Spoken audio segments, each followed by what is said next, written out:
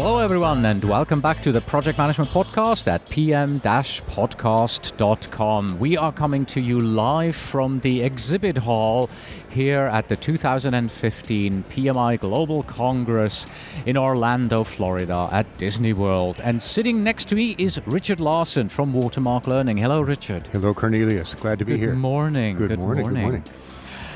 My first question to everybody at the Congress is, what's coming our way next year? What do you see as a project management trend for 2016? What do our listeners have to be aware of? Well, I think the trend has been brewing for a while in terms of project managers being more business leaders rather than project implementers per se, and that you can see that happening with the new CCR changes from PMI in terms of a real big emphasis on leadership. And so that the presentation I'm doing, we'll get into this question a little bit later, I understand, but applies to project managers as much as business analysts in terms of being more entrepreneurial.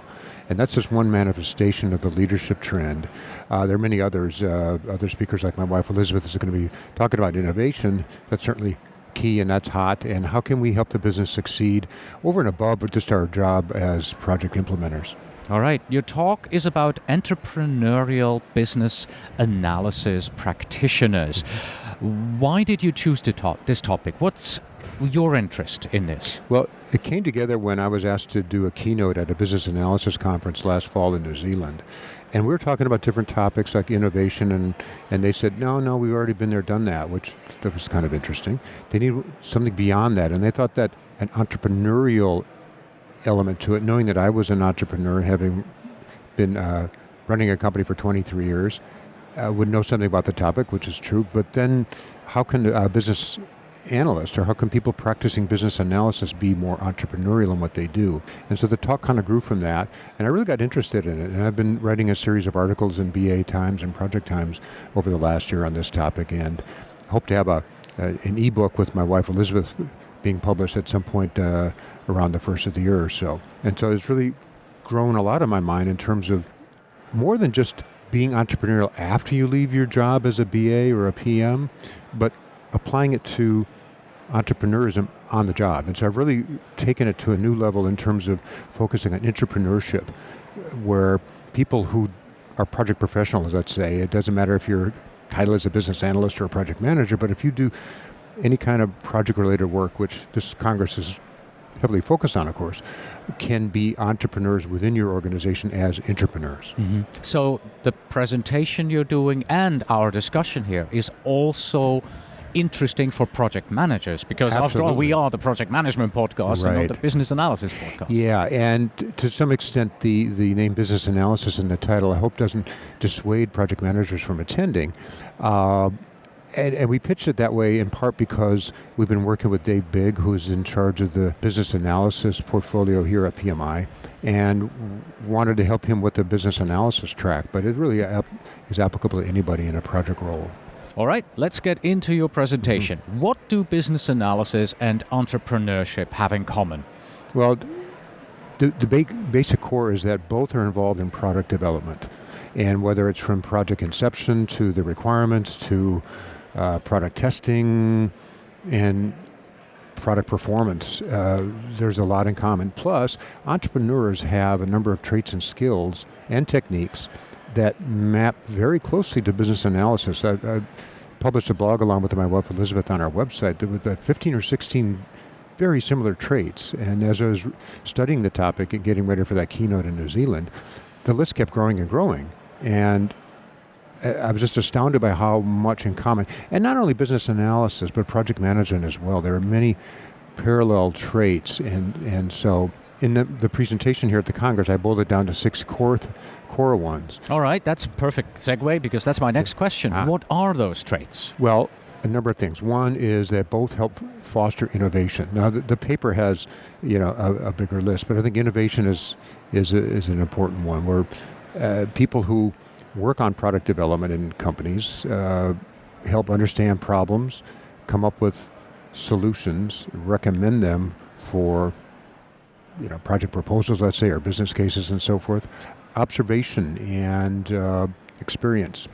They are very important for entrepreneurs to be able to look around, take our experience and use it to a new situation, but that people in organizations have that experience as well. And so I think it's an important trait in both realms. And even if I think of myself as a project manager in this environment, these are things that I have to do, observation and innovation. I have to think about these things as I'm running my projects. I'm sure. And benchmarking I would throw into that as well. And so often we project managers, we wear both hats. We're project managers and business analysts at the same time. Right.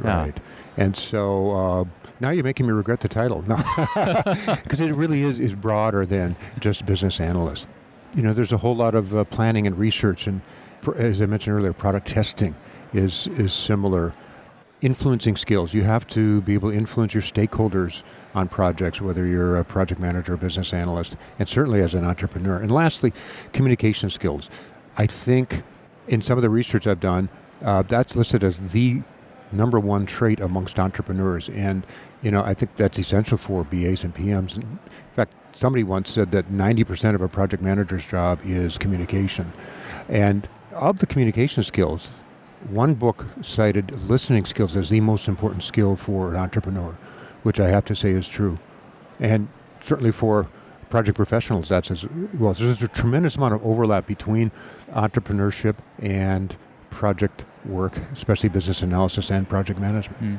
What I like about the skills that you have in the paper is you divided them up into three categories: ability to analyze and conceptualize, business skills, and then also interpersonal skills. Right. Did that just grow naturally out of the ones you found, or? Yeah, it did. I kind of categorize them that way based on the research and all of the different skills, and I wanted to kind of have a higher level summary of them, and so it's the paper is a good way to look at that, and I don't know if your listeners are able to get to the I believe so. PMI does make the papers available after the Congress, I think for 6 to 8 weeks for the world to download. Okay. Yes. And if I may say so, watermarklearning.com has a blog, and the paper is there. Very similar papers on our blog. Okay, excellent. We'll put a link into our show notes Thank as you. well. You've already mentioned the term intrapreneur once, but your paper is titled Entrepreneurial Business Analysis Practitioner. So what is the difference between an entrepreneur and an intrapreneur? I like the question because most people are familiar with the term entrepreneur. It's been around for centuries. 1723, I think, is when the term was first introduced, whereas intrapreneurs was coined in the 1970s. I forget the man who did that, but the idea is that you take entrepreneurial skills and approaches and apply them within a company or an organization, could be nonprofit as well, to do some kind of startup venture, whether it's a new product or a new service, or it could be like the Lego talk at our keynote here, could be some incremental innovation, doesn't matter, but you're functioning more independently than you would be as a normal employee. And yet there's still some challenges there, and you can't quite act like an entrepreneur in a company because entrepreneurs have a lot more risk. You have risk as an entrepreneur, certainly, but it's not quite the same. Plus the financial aspects. There's a lot of risk in being an entrepreneur, as you know. You're one yourself, Cornelius. Yes. And yet, if you're an employee and you get a flat salary, a guaranteed one, you're maybe not going to behave the same way. So there's some subtle differences that, of course, are always challenges for those entrepreneurs. Some of our listeners may be working on projects where they are completely projectized. So they are the master of disaster, so to speak. Would you consider them to be intrapreneurs? It depends. Because they are really in charge of this project, and with entrepreneurial skills, they have to help make this succeed? Yeah, for those people that are in that totally projectized environment, I would say it's very, very close because to the extent that you are kind of risking maybe your own personal reputation at the organization, if you're what do they call it in Agile, the throat to choke or the head to pat or something, if you're that person who could literally risk your job, then I'd say you're definitely more like an entrepreneur or an intrapreneur inside the company. Okay. Do you have an example for us in regards to intrapreneurship in action? Well, in my talk, I use myself as an example because I think that really it. I also have some examples of people at Clorox Corporation.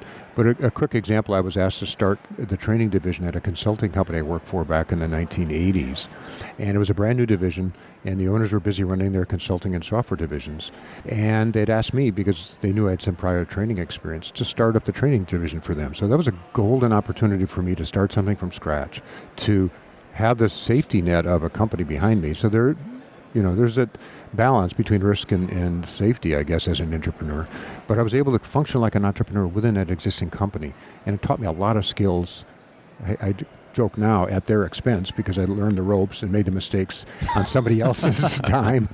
But it was a great learning opportunity for me. So starting something brand new in an organization is an example of entrepreneurship in action.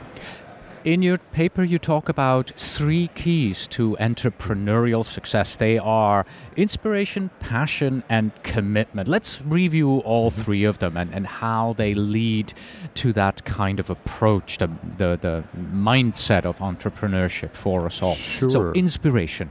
Well, that's like the idea for whatever venture you're doing, whether it's a new product, a new service, a new company even. So you need to be inspired with some good idea, because there's an author of The Reluctant Entrepreneur, a book that I highly recommend, by the way, says every successful business or business venture starts with a good idea. And it doesn't have to be a new product. One of the examples in the paper is about somebody who starts a new line of women's maternity clothes. Hardly a new kind of business or a new product even, but she innovates by making them attractive to women, because instead of being dowdy and so forth, her innovation was to make them more attractive and more fashionable. So your good idea doesn't have to be a brand new product. And as the keynote at our Congress here talked about the example of Legos, they really focused on their core business and brought about innovation almost by subtraction, which is kind of an interesting approach as well. All right. The second key is passion. How does that play? We have to love what we do. As an entrepreneur, it's like a little baby. You have to love it in order to really make it succeed, I think. And the order of this is important too.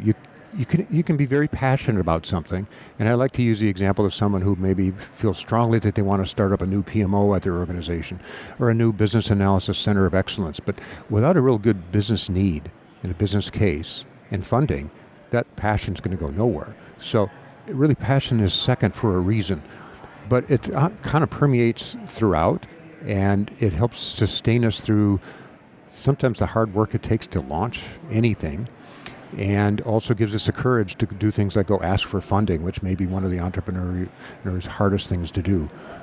All right. Before we get to the third one, commitment, I just wanted to let our listeners know that you may be hearing somebody talking through a loudspeaker in the background. And shout out to Microsoft. Thank you for coming onto our podcast as well today. Yeah, Microsoft, their booth is close to here. They're having a presentation right now. Would you call that an audio bomb? It's not a photo bomb, but is there such a thing? Obviously, we have just invented it for the future. Okay. All right. So we talked about inspiration and passion, the first 2 keys to entrepreneurial success. Commitment is the third. The commitment is really the hard work, the research, the prioritization of your venture. And it is emblemized by, I think Thomas Edison said, success is 10% inspiration and 90% perspiration. It's all about that hard work of pulling it off and putting in the hard work necessary to, up front do the research, do your business plan. And then sometimes a lot of hard work, sales are slow, you have to stay committed to it. I know I pulled in some all-nighters when my business was first off the ground, and you can't do that without commitment. All right. So we have inspiration, passion, and commitment as the keys to entrepreneurial success. Let me throw in one more. Based on what we heard this morning at our keynote at the Congress, I think Lego emblemized commitment because they kind of went back to their core product line, their business model, their core customer. And the keynote talked about leading astray with all kinds of fancy, cool, different products that really cost them an arm and a leg in terms of supply chain costs, but it didn't increase their profits. In fact, it started to send them downhill. So I think commitment is all about, I call it cognizance and knowing who you are and sticking to that mission, and maybe jettisoning some products that aren't so successful if it takes you too far away from your core reason for being. All right. My final question for you is, how can we all apply this? How can we become entrepreneurs, intrapreneurs? How can we apply what you're talking about in our everyday lives? Well, one quick thing is, I think, start acting entrepreneurial on the job.